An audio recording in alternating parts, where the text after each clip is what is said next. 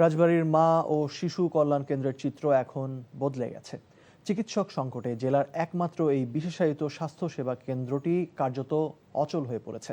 20 শয্যার সরকারি হাসপাতালটিতে দীর্ঘ 5 বছর ধরে নেই গাইনি ও শিশু বিশেষজ্ঞ চিকিৎসক। ফলে প্রসূতি ও শিশু স্বাস্থ্যসেবা প্রায় বন্ধ হয়ে যাওয়ায় রোগী হারিয়েছে হাসপাতালটি। রাজবাড়ী থেকে মোহাম্মদ কবির হোসেনের পাঠানো রিপোর্ট। রাজবাড়ী শহরের 3 নম্বর বেড়াডাঙ্গা সড়কে পরিবার পরিকল্পনা অধিদপ্তরের আওতাধীন এই প্রতিষ্ঠানটি গর্ভবতী মায়েদের চিকিৎসা, সিজারিয়ান অপারেশন এবং শিশুদের স্বাস্থ্যসেবা দেওয়ার উদ্দেশ্যে প্রতিষ্ঠিত হয়েছিল। একসময় প্রতিদিন রোগীর ভিড়ে ব্যস্ত থাকলেও এখন হাসপাতালের অধিকাংশ বেডই খালি পড়ে থাকে। সিজার বন্ধ হওয়ার কারণে রোগী একটু কম আসে। দেখা যায় যে সিজার থাকলে রোগী এসে যদি নর্মালে না হয় তাও সিজারের সুযোগ থাকে। আর ওষুধ নাই তো প্রায় 1.5-2 বছরের মধ্যে কোনো ওষুধ নাই। হাসপাতাল সূত্রে জানা যায় 2021 সালের মার্চে কর্মরত গাইনি বিশেষজ্ঞ বদলি হওয়ার পর আর কোনো গাইনি চিকিৎসক এখানে যোগ দেননি। একই সঙ্গে দীর্ঘদিন ধরে শূন্য রয়েছে শিশু বিশেষজ্ঞের পদও।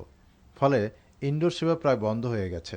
নষ্ট হয়ে যাচ্ছে মূল্যবান অপারেশন থিয়েটারের যন্ত্রপাতি। আমার শালি হয়, তা প্রেগনেন্ট, তার জন্য এসেছি, তা এখনো এসে কোনো লোকজন পাইনি। আমি এখানে আসছি পরামর্শের জন্য। আমার ওয়াইফ প্রেগনেন্ট, এখানে কারো পাইনি এখনো।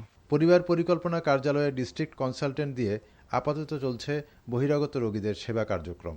সিজারিয়ান অপারেশন বন্ধ থাকার কারণে আমাদের অপারেশন থিয়েটারে যে সমস্ত সফিস্টিকেটেড মেশিন আছে, যেমন অ্যানাস্থেশিয়া মেশিন এবং ডায়াথার্মি মেশিন, এছাড়া আরও যে যন্ত্রপাতিগুলো আছে সেই যন্ত্রপাতিগুলো আস্তে আস্তে অকেজ হয়ে যাওয়ার পথে আছে। নিয়োগটা তাড়াতাড়ি হয়ে যায়, ওইটা আমাদের অধিদপ্তর বা ওই পর্যায়ের না। যদি মন্ত্রী মহোদয় বা সরকার বাহাদুর যদি নিয়োগ দেন তাহলে আমাদের সমস্যা থাকবে না। দ্রুত গাইনি ও শিশু বিশেষজ্ঞ চিকিৎসক নিয়োগ এবং অ্যাম্বুলেন্স সেবা চালুর মাধ্যমে হাসপাতালটিকে পূর্ণাঙ্গ কার্যক্রমে ফিরিয়ে আনার দাবি করছেন স্থানীয়রা। NTV news desk.